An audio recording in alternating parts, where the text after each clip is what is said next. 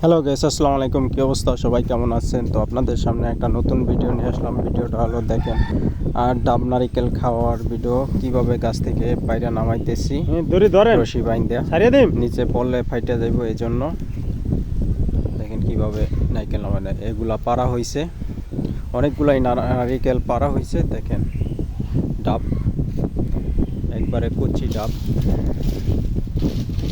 অনেক ডাবই পারা হয়েছে। দেখেন ডাবগুলা কত সুন্দর টাক্কা, এই যে খাইতেছি, হালকা লেও হয়েছে নারিকেলে, অনেক সুন্দর।